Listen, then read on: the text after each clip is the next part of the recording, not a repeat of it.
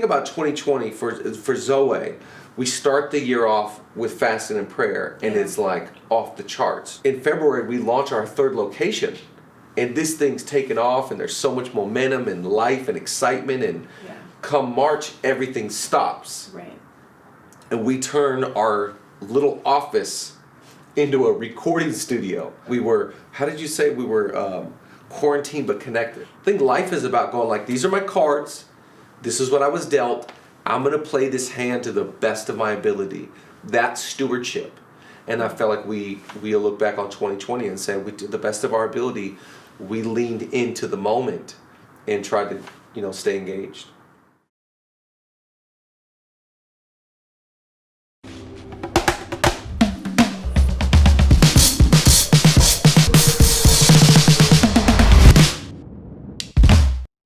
Weeping may endure for a night, but joy comes in 2021 is coming in the morning.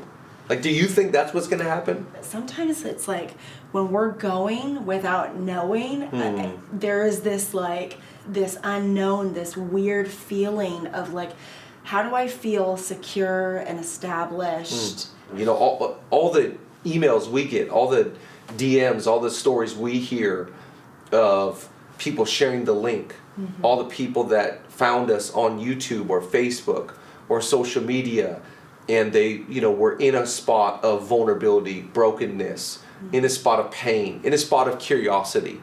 Maybe people that were closed off to religion or church before, that wouldn't get in the car, drive 30 minutes, go through the parking lot, sit in a chair, just picking up their phone on a Sunday, and now streaming in. And I love hearing those individual stories, because when we're just in the ministry center starting, with just a couple of us, I remember you were preaching and I was your only audience member. Right. I was like, hey man, yeah.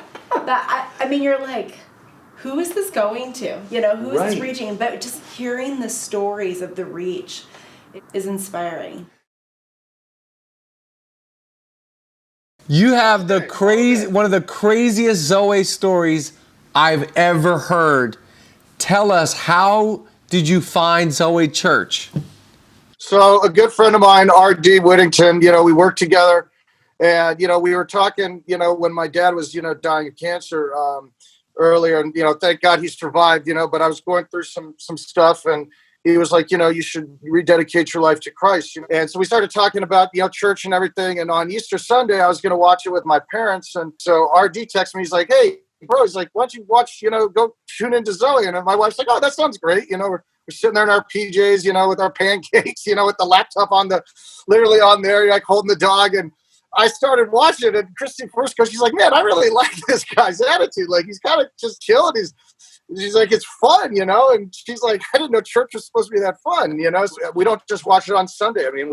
I like that I can scroll through some of your old sermons, and it's only, 35, 40 minutes. One of my favorite things about your story is that you're not in LA.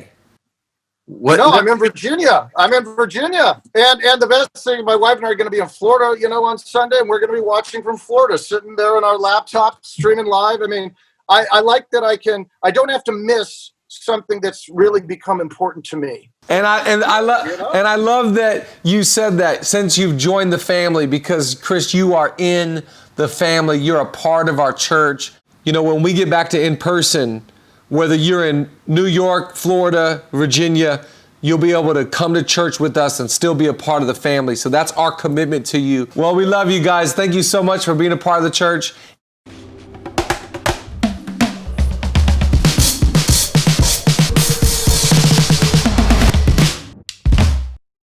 I get the most excited for Zoe Cares. It would be my favorite child that I would look forward to. We're not supposed to play favorites, but if I had one. Yeah, this is where my heart is bent for, and I know we have just so many incredible people on the Zoe Cares team. We've already fed, over 25,000 people, and the stories and the families that have come out of that.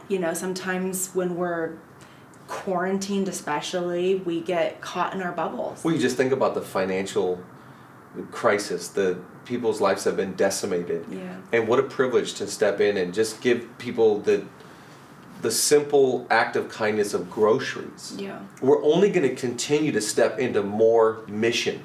Yeah. You know, this year we've given away 16% of our income. We're an over tithing church. Yeah. So we went over and above our tithe to sow into the city. Why? Because we knew that there's a great need. And whenever there's a great need, I think God's always looking for someone to sow. I get excited for 2021 because I feel like we're going to go even more than 2020.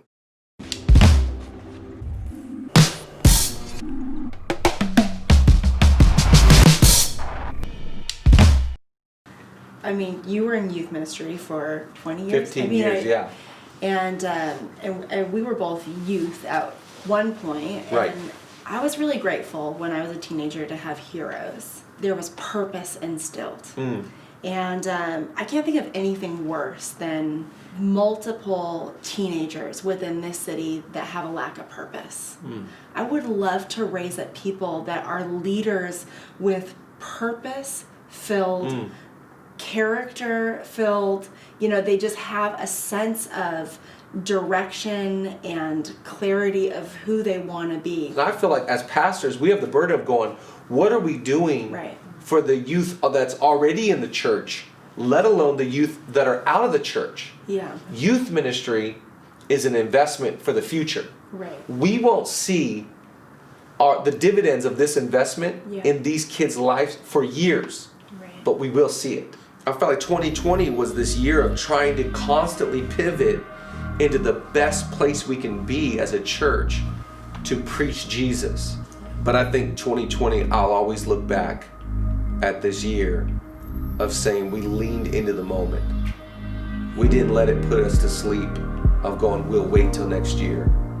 You know, we were faithful. I look at this next year and I'm like, Let's go. let's go. Yeah. Let's get church back. Let's get school back. Let's get restaurants back. But let's invest into our online church. Let's reach people with gospel and groceries, Zoe Cares, our missions outreach. And let's go after the young people and let's see what God will do.